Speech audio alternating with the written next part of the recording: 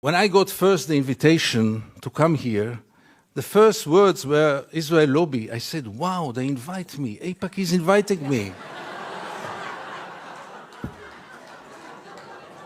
And then I said, that's the chance of my life. And I'm going to come there to Washington and to tell them, listen, with friends like yours, Israel does not need enemies. I think that we are dealing with a corrupting friendship. I think that if it wouldn't be the Israel lobby, Israel would have been today a better place to live in. Israel would have been a more just place. If it wouldn't be the Israel lobby, the United States would have been a better place and a more democratic place. Nothing can explain how administration after administration, legislators after legislators, are going in the very same way, which contradicts American interest in so many cases, which contradicts international law, human rights, moral value. It is very clear. Think about a relative of yours or a friend of yours who is, God forbid, a drug addict. There are two ways to deal with him. One is to supply him with money and he will go and buy more drugs. He will be very grateful to you. He will appreciate you. He will tell you, you love me, you are my friend, you are my best friend. The other way is to send him to a rehabilitation center. He will be so mad at you. But what is real care? And what is real love? And what is real friendship? And does anyone in this hall have the slightest doubt that Israel is occupation addicted? And reality is that there is no chance for a change from within the Israeli society. The Israeli society had surrounded itself with shields, with walls, not only physical walls, but also mental walls.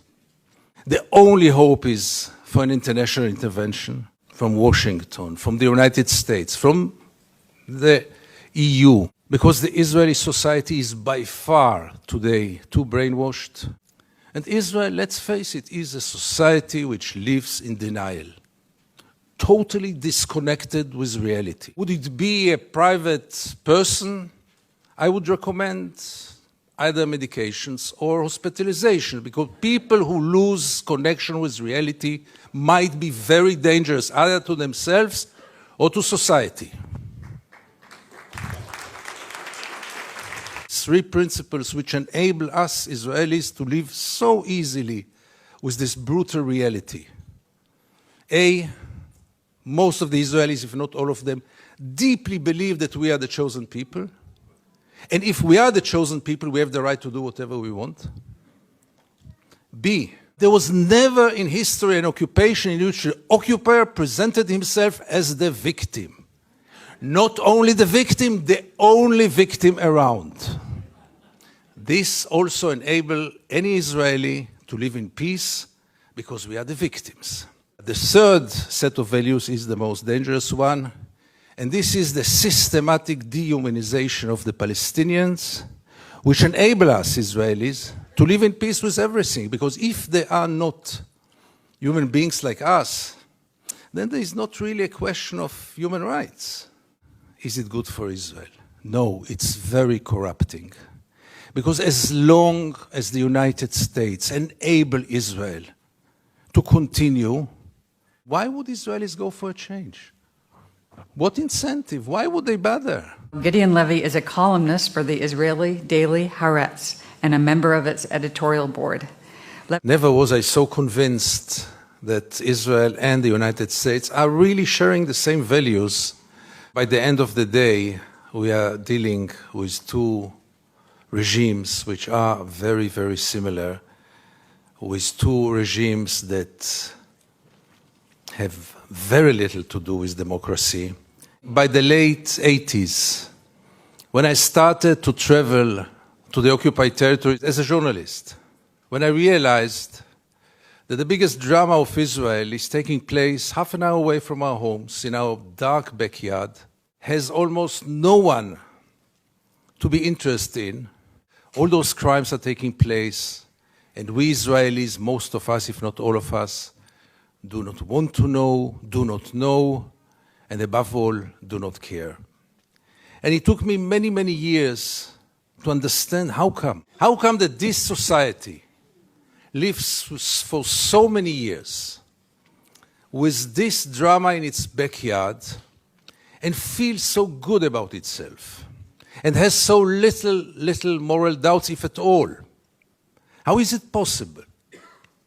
How is it possible that most of the Israelis are deeply convinced that the IDF is the most moral army in the world? Try to tell an Israeli, and I tried it once or twice, you know what, maybe it's the second moral army in the world. Maybe the army of Luxembourg is more moral. I don't know if Luxembourg has an army at all.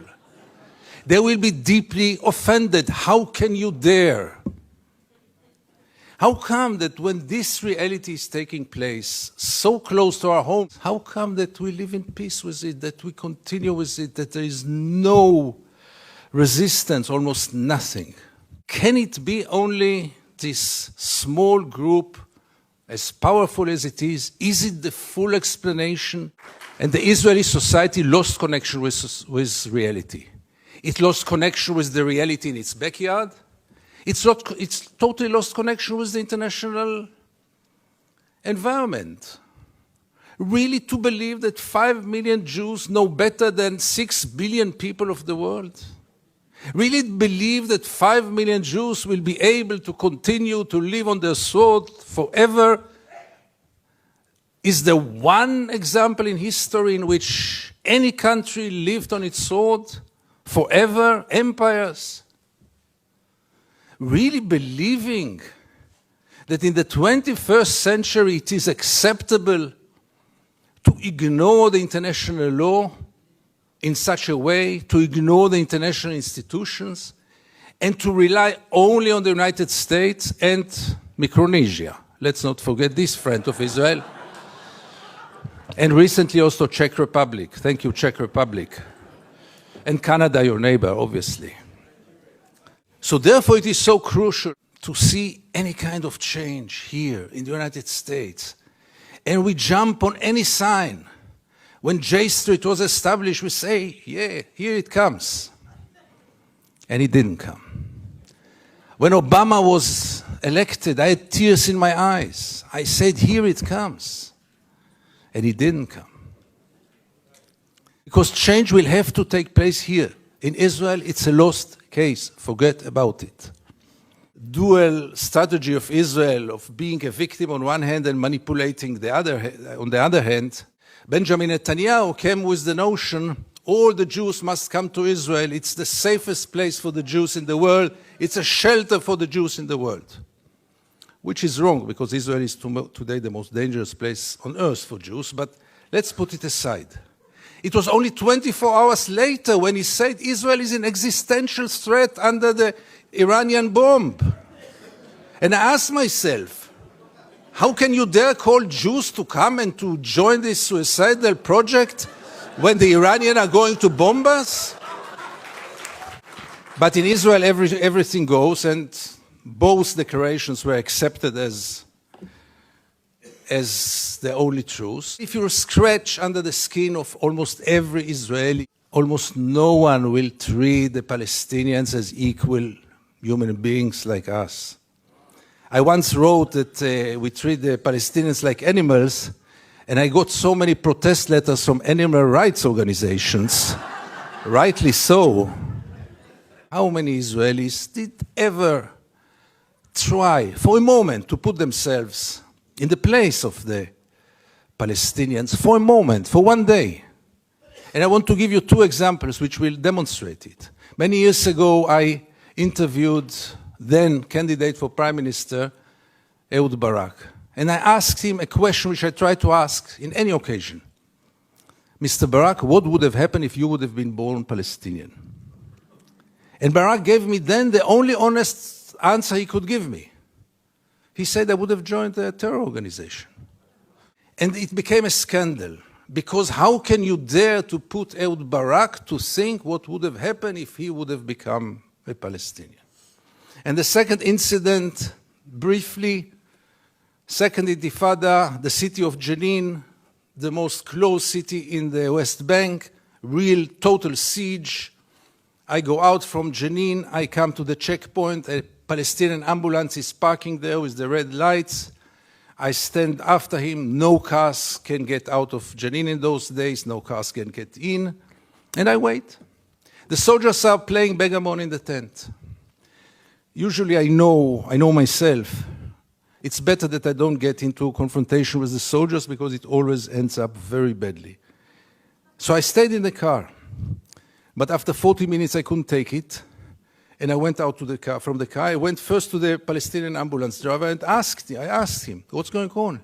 He told me that's the routine, they let me wait 1 hour until they come and check the ambulance. And I couldn't take it anymore, and I went to the soldiers.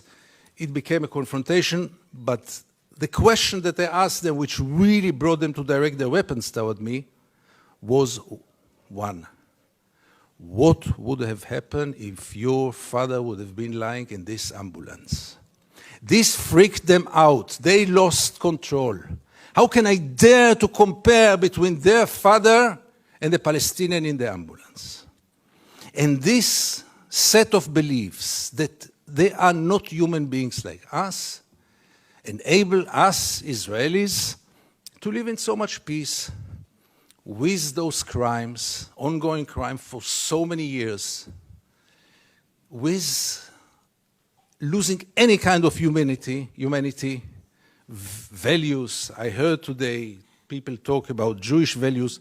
I must be frank with you, I don't know what are Jewish values. I know what are universal values. Let's not get into it, really.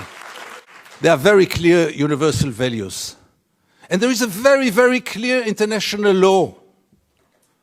But for most of the Israelis, international law is very important. But not for Israel. Israel is a special case.